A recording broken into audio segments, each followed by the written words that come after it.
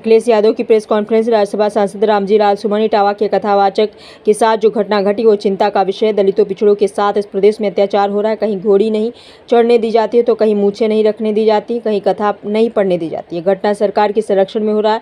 राजस्थान में दलित नेता के मंदिर जाने पर मंदिर की धुलाई की गई। आज के समय जो खुरापाती लोग हैं उनकी कोई पकड़ नहीं। समाज में जो घटनाएं होती हैं भाजपा उसका पॉलिटिकल लाभ लेने के लिए घटनाएं देना चाहती है। अगर मौजूदा सरकार निष्पक्ष रहे तो ऐसी घटनाएं ना हो। यह सरकार हॉर्टलेस है बाबा साहब का संविधान और प्रस्तावना। अगर यह सरकार बस प्रस्तावना के तहत ही फैसला लेने लगे तो सबको न्याय मिलने लगे। सरकार में बैठे लोग अन्याय करवा रहे हैं। भागवत कथा सबके लिए है। जब आप सुन सकते हैं तो सब बोल क्यों नहीं सकते। भागवत कथा भगवान कृष्ण से जुड़ी है। अगर सच्चे कृष्ण बच्चों को ही कथा कहने से रोका जाएगा तो वे अपमान क्यों सहेंगे। प्रबुद्धवादी लोग, वर्चस्ववादी लोगों ने कथावाचक को व्यवसाय बना दिया है। अगर प्रबुद्धवादियों को इतनी ही दिक्कत है तो पीडीए परिवार के द्वारा दिया गया चढ़ावा नहीं लेंगे। अगर पीडीए समाज से इनको इतना ही परहेज है, वर्चस्ववादी चढ़ावा चंदा दान कभी स्वीकार न करें। वर्चस्ववादी लोग पीडीए परिवार के लोगों के मंदिर जाने पर और घर को गंगाजल को से धोते हैं। रात भर कथावाचक को पीटना, उन पर पेशाब करना, उनका सर मुड़वाना सुना है हमने। सर्वोच्च पद पर बैठने वाले लोगों के साथ भी कभी अपमान हुआ है। जो पाल समाज के बेटी के साथ अन्याय हुआ, बेटी की फरियाद सुनने के बजाय उसके पिता का मुकदमा किया गया। पीडीए समाज पर बढ़ते हमले की वजह से ये वर्चस्व समाज के लोगों को लगवाएगा। मौजूदा सरकार जो है उनको बचा लेंगे। भाजपा जाए तो हम सबको चैन आएगा। घटनाएं एक दो नहीं है। महेंद्र प्रताप को गोली मारी गई। दलित जोड़े को चप्पल उतरवा कर जाने को कहा। विरोध करने पर मारने का किया गया। एटा की घटना, अम्बेडकर जयंती पर शोभा यात्रा नहीं निकाली दी गई। ये सब इसीलिए हो रहा है कि 2500 लोग इस सरकार को चला रहे। सरकार में बैठे ये लोग कुछ भी कर सकते हैं। नज़र उतरने का तरीका हमने देख लिया है। आइए देखते हैं आगे की रिपोर्ट। कुछ लोग, वर्चस्ववादी लोग, प्रभुत्ववादी लोग कथावाचन में अपना एकाधिकार बनाए रखना चाहते हैं। ये एकाधिकार छीने नहीं उनका। वर्चस्ववादी लोगों का एकाधिकार छीने नहीं। कथावाचन को जिन्होंने भावना की जगह व्यवसाय बना लिया है, व्यवसाय बनाने वाले लोग हमारे इटावा कथावाचन पीढ़ी अपमान कांड उन्हीं कुछ प्रभुत्ववादी और वर्चस्ववादी की वजह से घटित हुआ है।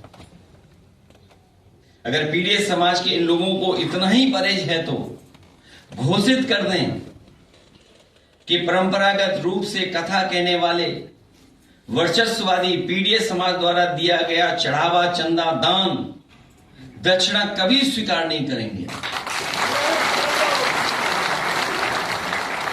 और अगर एकाधिकार ही आपको लाना है तो समय समय पर आप बहुत दावा करते हैं कि 370 खत्म किया है, तो देश में आप कानून ले आओ कि कथा वाचन का काम और एकाधिकार के लिए कानून ले आइए कि आप ही कह सकते हो और कोई दूसरा नहीं कह सकता। अगर पीड़ित समाज से इन लोगों को इतना ही परहेज है तो घोषित कर दें कि परंपरागत रूप से कथा कहने वाले वर्चस्ववादी पीड़ित समाज द्वारा दिया गया चढ़ावा, चंदा, दान, दक्षिणा कभी स्वीकार नहीं करेंगे। प्रभुत्ववादी और वर्चस्ववादी समय समय पर कभी घर को गंगाजल से तो कभी मंदिर को धुलवाकर पीड़ित समाज का मानसिक पीड़न व अपमान करते हैं और अब तो सिर तक मुड़वा रहे हैं। अभी तक तो हमने आपने वो घटनाएं सुनी, देखी जहां पर घरों को गंगाजल से धोते थे ये लोग। अगर कोई पीड़ित परिवार का मंदिर चला जाए तो मंदिर को गंगाजल से धोते हैं। और अब तो सीमा लांग गई ये वर्चस्ववादी। आखिरकार किसका आशीर्वाद है? क्या सरकार का आशीर्वाद नहीं है जिसकी वजह से सर तक मुड़वा दे रहे हैं, पेशाब तक करवा दे रहे हैं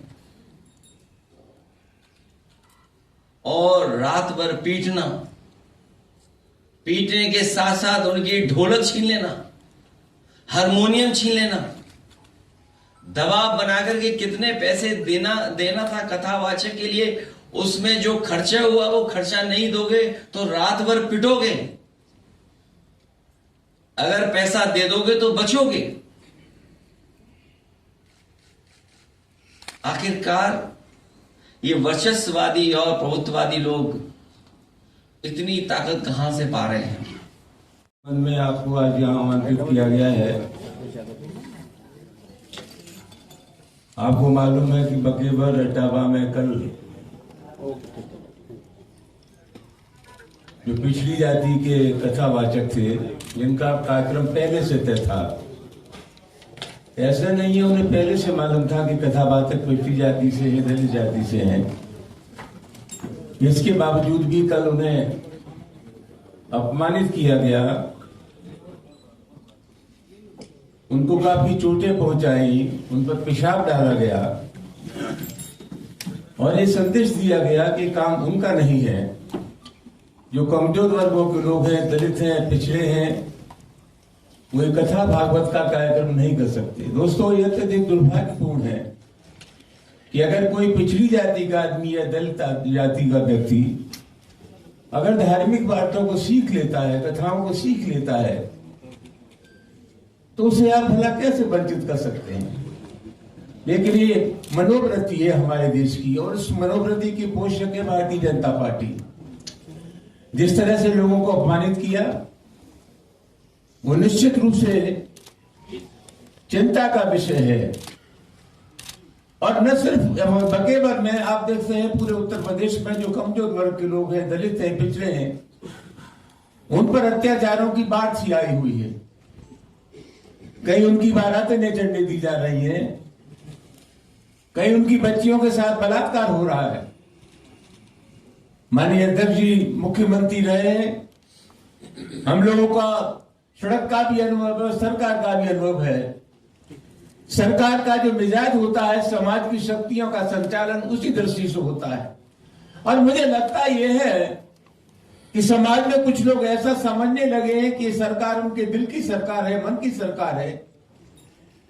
इसी वजह से जहां जहां ये दलितों और पिछड़ों पर अत्याचार हो रहा है, कहीं भी सरकार ने यह संदेश देने की कोशिश नहीं की कि इस प्रकार की कोई घटना करेगा तो उसका अंजाम क्या होगा। अगर इन सब घटनाओं के खिलाफ कहीं से भी कठोर कार्रवाई हो जाती तो मैं निश्चित रूप से कह सकता हूं कि ताबड़तोड़ जो घटनाएं उत्तर प्रदेश में हो रही है, उनकी पुनरावृत्ति नहीं हो सकती थी।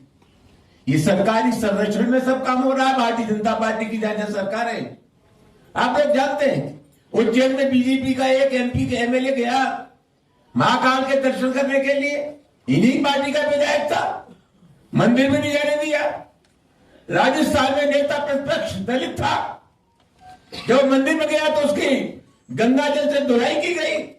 ये एक मनोवृत्ति है, एक जहनियत है, एक मिजाज है, और इस मिजाज की अगर कोई पोषक पार्टी इस देश में है तो उसका नाम भारतीय जनता पार्टी में है। आज स्थिति ये हुई है कि जो अवांछनीय तत्व है, खुरापाती लोग हैं, उनके ऊपर कोई नियंत्रण नहीं। आज माननीय राष्ट्रीय अध्यक्ष जी ने जो बकेबर का सवाल है, उस गंभीर सवाल पर ध्यान आकर्षित करने के लिए, समाजवादी पार्टी का समर्थन व्यक्त करने के लिए आपको तकलीफ दी है।